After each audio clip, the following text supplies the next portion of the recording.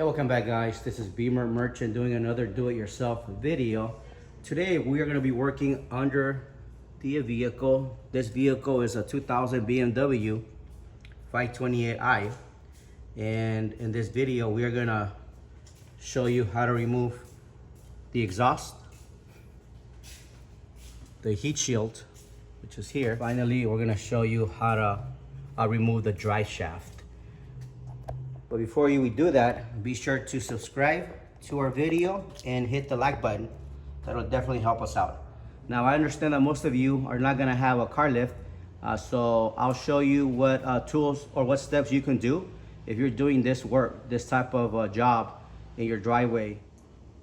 If you don't have a hydraulic car lift, I recommend getting 4 of these heavy duty jacks and also a floor jack. So if we start from front to back, we're gonna have to remove 4 15 millimeter bolts. I recommend you put a little bit of W40, and the tool that you'll be using for this task is a deep 15 millimeter socket with an extension. Now you can use an air impact wrench such as this.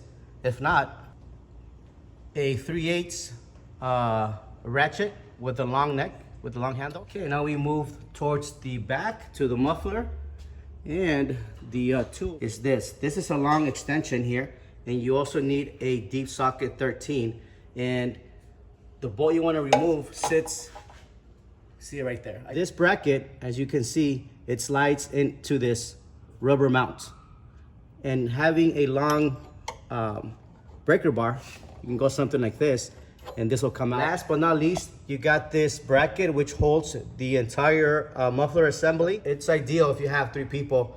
One person can take these bolts off while one helper holds that end and the other helper holds this end. However, if you're working solo, like I've had to do it many times, I would lower the car.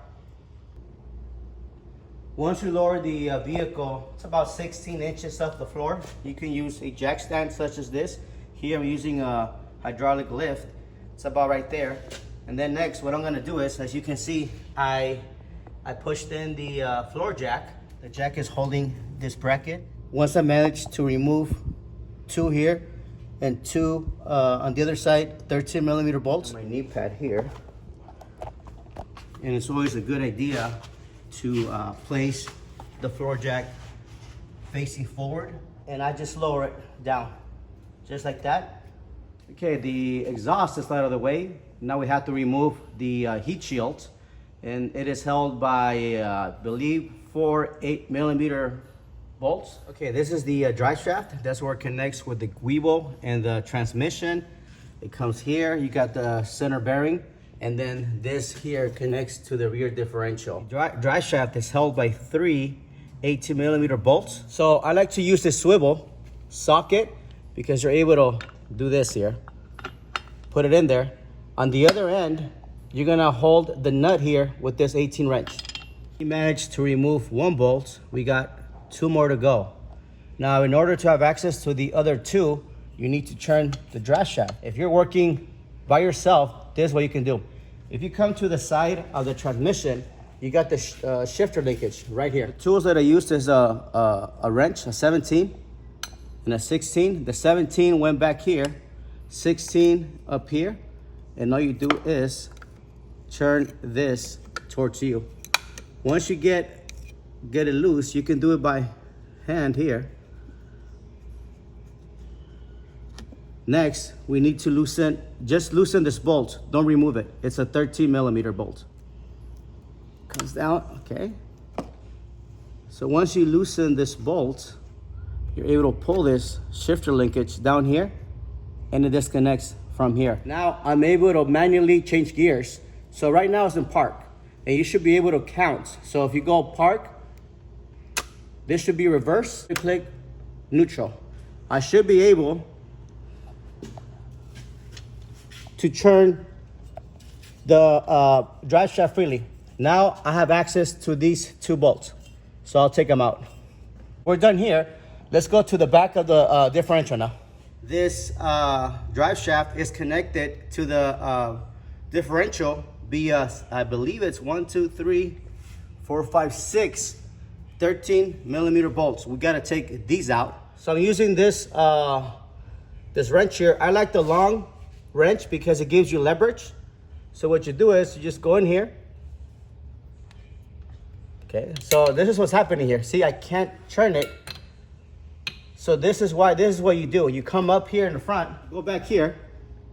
Okay, we put this in park, which is gonna be that way.